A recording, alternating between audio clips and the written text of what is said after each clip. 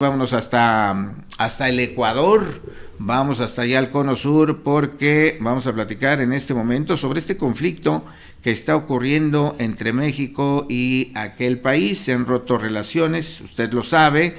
El viernes pasado, pues la policía se metió a la embajada mexicana allá en Ecuador, lo que ha generado una situación de conflicto diplomático que ha sido y está siendo seguido por el mundo, una condena mundial sobre este asunto, y vamos a platicar con el analista internacional y economista ecuatoriano Andrés Albuja Batallas, quien está hasta allá en Ecuador, está en Quito concretamente. Él ha ocupado diversos cargos directivos a nivel internacional. Hoy es analista internacional y economista, a quien saludo con gusto. Andrés, muy buenos días aquí en Morelos. No sé qué hora sea allá en Ecuador. Muy buenos días, gracias por la gentil invitación. 9:40 de la mañana, estamos adelantados una hora con la franja horaria allá donde ustedes se encuentran en México, pero bueno, quiero enviar un fraterno saludo a mis hermanos mexicanos. Lo que suceda entre los países por los desatinos de los gobiernos, pues es muy aparte de esos lazos fraternos de amistad, de hermandad que tenemos durante siglos, así que un fraterno saludo para ustedes. Así es, exactamente así pensamos aquí, Andrés. Efectivamente, ayer lo decíamos, también platicando con otro compañero analista, de que pues las relaciones entre gobiernos son una y las relaciones entre los pueblos son otras. Vamos al tema, ¿cómo están viviendo ustedes toda esta situación ocurrida? Pues no desde el viernes, según entendemos, ya hay antecedentes. Este hombre, Jorge Glass, que fue asilado en la embajada mexicana, pues no fue de esta semana, ya llevaba ahí algún tiempito, pero lo que ha derivado todo, pues se habla de que fueron las declaraciones del presidente de México. En fin, ¿ustedes cómo están viviendo allá en Ecuador toda esta situación? Bueno, obviamente con los hechos que se han presentado es una profunda tristeza lo que ha pasado, porque romper relaciones diplomáticas no es un camino civilizado, racional. Quiero ser muy enfático en algo. Estos temas hay que analizarlos lejos de cualquier apasionamiento político. Eh, los extremismos causan mucho daño. Los sentimientos de ultranacionalismo disfrazados por los verdaderos fines politiqueros, pues son los que causan muchísimo daño, ¿no? Hay dos eventos en particular. Uno, el tema de el asilo al ex vicepresidente Jorge Glass, quien tiene una sentencia ejecutoriada en Ecuador, que tiene cuentas pendientes con la justicia ecuatoriana, entonces estaba refugiado en la Embajada de México aquí en Ecuador. Primer incumplimiento, pues con la Convención de Caracas, justamente eso, el otorgar asilo a un prófugo de la justicia que tiene sentencia ejecutoria. Pero eso no da carta abierta para el otro gran error, que fue violar la sede diplomática de los Estados Unidos mexicanos acá en Ecuador. Eso es violar el artículo 22 de la Convención de Viena. Debemos ser muy claros en el contexto internacional. Existe normas, existen leyes, convenios, tratados internacionales que no pueden ser violados. Y se violó flagrantemente el espacio diplomático allá en México. Entonces, recordemos que México tiene como presidente Andrés Manuel López Obrador, que Daniel Noboa lo tiene de presidente de Daniel Noboa Sin, con aparentes posturas políticas antagónicas, ¿sí? Una persona que representa al Foro de Sao Paulo, al socialismo del siglo XXI, de otra persona que representa, pues, tal vez una tendencia más afín al Foro de Madrid, pero esto no se trata de derecha versus izquierda, de Foro de Sao Paulo, Grupo de Puebla versus Foro de Madrid, sino que se trata de cumplimiento de la institucionalidad de cada Estado, cumplimiento del Estado de Derecho, cumplimiento de los convenios y tratados internacionales, y obviamente aquí si es que hay incumplimiento de una parte, la otra parte no es que tiene carta abierta en derecho internacional para incumplir. Han incumplido los dos estados. Y peor aún, en el tema ya de violar la sede diplomática, quien carga con mayor responsabilidad ahora es el gobierno ecuatoriano, no voy a decir Ecuador, porque Ecuador lastimosamente está muy mal representado en este momento porque es una serie de errores los que han ocurrido en los últimos meses, en escasos 4 meses de gobierno, un impasse diplomático con Rusia por ofrecer entregar armamento de procedencia rusa por parte de Ecuador a Estados Unidos, y a su vez Estados Unidos había anunciado alguna autoridad que iban a utilizar ese armamento de procedencia rusa entregado por Ecuador para la guerra de Rusia y Ucrania, para que Ucrania lo dé uso, ¿no? Tremenda, y yo digo tremenda situación que no es ni siquiera un tema de desconocimiento, sino ya parece de mala fe. A ver, voy a mencionar 2 temas específicos aquí en Ecuador. El presidente de la República tiene doble nacionalidad, ecuatoriana y estadounidense. La ministra de Gobierno tiene doble nacionalidad, mexicana y ecuatoriana. ¿Y por qué refiero esto? Porque parece que hay un conflicto de intereses en cómo administran el país. No están administrándolo en función de los intereses del Estado ecuatoriano, sino de terceros países. En este caso, cuando pasó esto del impasse con Rusia, parece que estaba pensando como ciudadano norteamericano, o ni siquiera como ciudadano norteamericano, como un miembro de gobierno norteamericano, el presidente de la República. Ese error es tremendo, después tuvo que retractarse. El caso de la ministra de Gobierno de Ecuador, tal vez ustedes no lo saben, pero es mexicana, y ella es quien finalmente autorizó para que ingrese la policía, ministra de Gobierno, siendo mexicana. Eso es un hecho gravísimo, es traición a la patria, traición a su propio país, a México, ¿no? Yo no me atrevería a hacer eso contra mi país, incumplir los convenios y tratados internacionales. O sea, realmente yo creo que en México deberían tratar este tema como una persona no grata y también realizarle todos los procesos de traición a la patria bajo las leyes mexicanas, ¿no? Es gravísimo esto. Hay 3 personas responsables en este sentido en Ecuador por la violación a la sede diplomática de México. Presidente de la República, que es el jefe máximo del Comando Conjunto de las Fuerzas Armadas, quien da la orden. De hecho, la ministra de Relaciones Exteriores, la Cancillería, dijo que quien había dado la orden era el presidente de la República. Es obvio, es evidente. Pero eso no le quita la responsabilidad de la canciller de haber permitido que se violente la sede diplomática. Ella debió renunciar, si no estaba de acuerdo, debió renunciar, ¿sí? Y denunciar esto. Y la ministra de Gobierno, que es quien maneja a la policía, ¿sí? Son estas 3 personas que deben ser procesadas en Ecuador. Se debe realizar un juicio político desde el legislativo, la Asamblea Nacional deberían realizar el respectivo juicio político porque han expuesto al país, a Ecuador, a un tema de inseguridad, un tema de violación a los convenios y tratados internacionales. Esto incrementa el riesgo de inseguridad en el país, porque recordemos que México tiene un presidente que en la práctica también ha estado maniatado y quién sabe qué otro tipo de relaciones tenga con los carteles del crimen organizado transnacional, del narcotráfico, cartel Jalisco Nueva Generación, cartel de Sinaloa. Entonces, esto le expone a tremendo riesgo al Estado ecuatoriano. O sea, esta serie de incumplimientos, aparte de la condena internacional que está recibiendo Ecuador, paradójico, siendo actualmente un miembro no permanente del Consejo de Seguridad de Naciones Unidas. En este momento Ecuador es un miembro no permanente, pero nos estamos exponiendo a sanciones, a retaliaciones de nivel no solamente a nivel de relaciones exteriores, sino a nivel comercial y otro tipo de sanciones que pueden caer contra el Ecuador, ¿no? Entonces, quiero ser enfático en eso. Hay un cumplimiento de ambos estados, pero quien lleva la peor parte en este momento es el Ecuador. Incluso en lo económico, ojo, los flujos que recibe Ecuador de inversión extranjera directa de México ascienden a casi 2.000 millones de dólares en los últimos 20 años. Casi 2.000 millones de dólares. ¿Cuánto va a tener el Producto Interno Bruto de Ecuador actualmente? Un socio, ¿no? ¿Sí?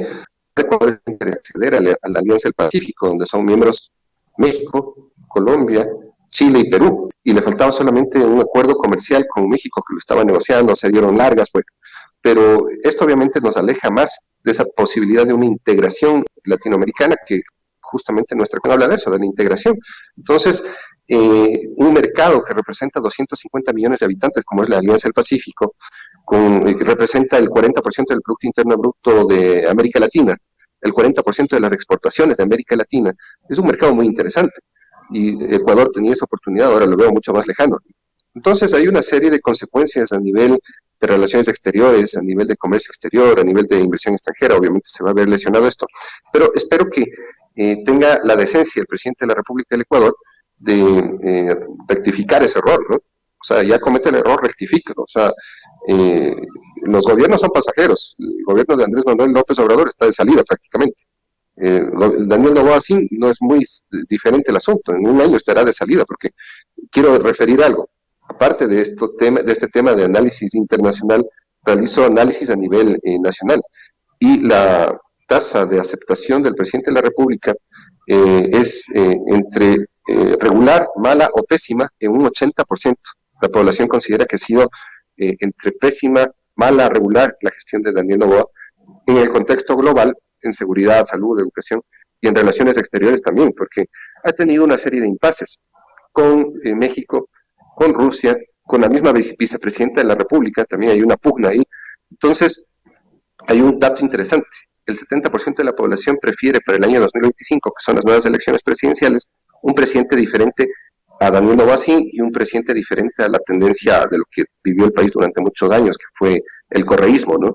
Entonces, este es el contexto de manera muy resumida. No sé si es que tienen alguna pregunta, yo encantado de contestar. Claro que sí, por lo que estamos escuchando, pues hay datos reveladores sobre lo que no se ha comentado o lo que no habíamos escuchado de este conflicto, como la nacionalidad de esta funcionaria, doble nacionalidad, una de ellas mexicana, y por lo que estamos escuchando y estamos viendo entonces, este conflicto deriva, podría considerarse, Andrés, más bien con un origen ideológico, político y en este caso incluso del presidente de Ecuador electoral. Eso fue lo que habría motivado toda esta situación que efectivamente ya en su dimensión real pues es complicada para, pues particularmente para Ecuador. Sí, completamente. Atrás hay unos fines electorales. Ecuador vivirá en pocos días, el 21 de abril, una consulta popular convocada por el presidente de la República. ¿Sí? 11 preguntas, de las cuales está perdiendo dos preguntas que son claves en el eje económico y en el eje de inversiones, sobre el tema de arbitraje internacional, si es que se acepta o no el arbitraje internacional en nuestra legislación, y segundo, el tema de trabajo por horas, ¿no? Que es un tema que beneficia en especial a ciertos grupos empresariales, ¿no? Que a veces hacen mal uso de estas herramientas para, digamos, lesionar el tema del derecho contractual laboral, ¿no? Pero bueno, en todo caso ya está perdiendo. Fue un termómetro este tema para ver si es que se incrementaba la popularidad del presidente, pero ahora está desesperado. Son patadas de ahogado porque se incrementó el impuesto al valor agregado hace unos pocos meses. Se aprobó una ley que está vigente ya desde abril. eh, el impuesto al valor agregado subió de 12% a 15%, teniendo una crisis económica marcada. Entonces, el 80% de la gente rechaza esa decisión, esa ley que incrementó el IVA. Eh, y además existieron otro tipo de decisiones, por ejemplo, como remisiones tributarias, perdón, de multas e intereses a grandes deudores morosos tributarios, entre esos grupos vinculados al mismo eje de gobierno, ¿no? Entonces la gente está cansada de este tipo de decisiones que benefician a una gran clase económica, grupos fuertes económicos, y perjudica a la base de la población. Entonces, eh, al ver esto, el presidente, ese rechazo popular, lo que está intentando es obtener popularidad, pero las cifras no mienten. La encuesta corrida está con corte al 6 de abril, justo ya cuando se dio este tema del impasse y de la violación a la sede diplomática de México, aquí en Ecuador, y el 80% de la población rechaza estos impases que ha tenido el presidente con México, con Rusia, con la misma vicepresidenta, lo ve como una persona conflictiva. Entonces, la gente está cansada de tanto conflicto, de tanto eh, proselitismo político solo por beneficios de ciertos grupos, y lo que está pasando es que el presidente, lastimosamente, se encuentra perdido, ¿no? Lastimosamente para él, digo. Estas decisiones que perjudican al Estado ecuatoriano. O sea, de hecho, ayer emití un comunicado totalmente desatinado diciendo que las personas que no están de acuerdo, que son traidores a la patria, eh, descontextualizando todo, ¿no? O sea, el hecho de ser objetivo y de decir las cosas como son, que más bien es una traición a la patria el exponerle a estos riesgos, el violar una sede diplomática, eso es traición a la patria, lo que cometieron en la República. La ministra de Gobierno, siendo mexicana, ha traicionado a dos patrias, Ecuador y a México, tremendo conflicto, ¿no? Y también la canciller, son tres personas directamente responsables de este abominable hecho. Caray, pues qué situación. Habrá que ver la reacción y las consecuencias que se nos vienen en próximos días. México ya anunció que va a recurrir a organismos internacionales para pues sancionar toda esta situación. Ahora, ¿cuál es el horizonte? Este hombre que estaba ahí refugiado, si hay alguna acción de parte de México, lo van a regresar a la, bueno, ya no hay embajada, pues ya se rompieron relaciones, ya no hay ni personal. ¿Cuál es el horizonte que se espera, sobre todo de los actores que están ahí, que es el tema de este hombre Glass? El gobierno de Ecuador, que seguramente seguirá manteniendo su posición, y sobre todo las relaciones diplomáticas ya rotas con México. ¿Cuál es el horizonte que están viendo o que está viendo particularmente sobre lo que se viene en el futuro? Bueno, el contexto es, si pierde las próximas elecciones en un año el presidente de la República, que es lo más probable, se deben restablecer las relaciones, porque yo dudo mucho que él quiera restablecer relaciones. Lo más sensato, lo más racional, siendo un estadista, pues restablecería las relaciones, pediría disculpas y bueno, borrón y cuenta nueva, ¿no? Pero dudo que esto pase. Ojalá nos sorprenda positivamente y que lo haga, ¿no? Pero en todo caso, esto no puede permanecer así. Los gobiernos son pasajeros, ¿sí? Son gobiernos que están de salida. Entonces, lo más probable es que los nuevos gobiernos, tanto de México como de Ecuador, retomen relaciones, ¿sí? Pero ya hay ese resquebrajamiento, ya el daño está hecho. Lo importante es no permitir que ese daño sea aún mayor. Los lazos que unen a Ecuador y a México son grandes en materia comercial, económica, cooperación internacional, y eso pues no tiene por qué lesionarse. Eh, los gobernantes deben pensar en las próximas generaciones y no en las próximas elecciones que les beneficien a sus intereses particulares, ¿no? Esa es la gran conclusión y bueno, a Ecuador le conviene pues restablecer estas relaciones lo más pronto posible, a México también, hay una balanza comercial. eh, México exporta para acá, para Ecuador, 600 millones de dólares anuales, Ecuador exporta ya 200 millones, hay una balanza comercial deficitaria para Ecuador, ¿sí? Pero en materia de inversión extranjera directa también. O sea, a México le conviene seguir exportando, a Ecuador le conviene seguir realizando inversión extranjera directa en Ecuador. Así que yo estoy seguro que este mal episodio pasará en el corto plazo, en menos de un año, ojalá ya tengamos nuevos presidentes, o también, ojalá durante estos gobiernos, pues ya se corrige esta situación, ¿no? Eh, Espero sinceramente que eso suceda lo más pronto posible, que se corrija en estos mismos gobiernos. O sea, eh, ojalá se deje de lado el ego y se acepte también cuando se comete errores, ¿no? Entonces, lo más sensato es sentarse, dialogar, reconocer los errores de cada lado, extender las manos, restablecer relaciones diplomáticas y no permitir que pase más tiempo porque los dos países pierden. Sin duda ninguna. Y en este contexto, Andrés, ¿cómo ven a los mexicanos que